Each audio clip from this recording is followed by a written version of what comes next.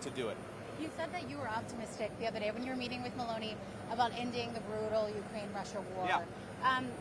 At this point, based on where negotiations are, I mean, what do you think is next in that process? And do you think that the U.S. should still hang on and take part in those negotiations? Well, I'm going to echo something Secretary Rubio said, which is, look, we've issued a very explicit proposal to both the Russians and the Ukrainians, and it's time for them to either say yes or for the United States to walk away from this process. We've engaged in an extraordinary amount of diplomacy, of on-the-ground work. We've really tried to understand things from the perspective of both the Ukrainians and the Russians. What do Ukrainians care the most about? What do the Russians care the most about? And I think that we've put together a very fair proposal. We're going to see if the Europeans, the Russians, and the Ukrainians are ultimately able to get this thing over the finish line.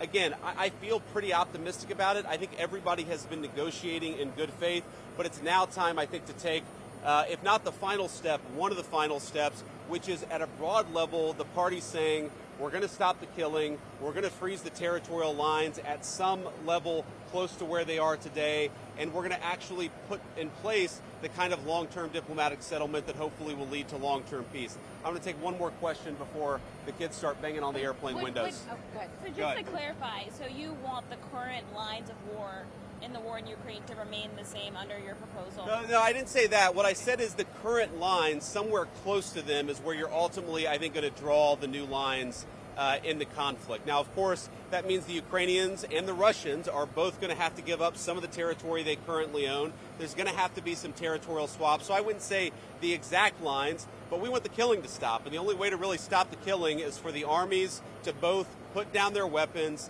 to freeze this thing, and to get on with the business of actually building a better Russia and a better Ukraine. We're certainly invested in that effort. We hope the Russians and the Ukrainians will meet us halfway.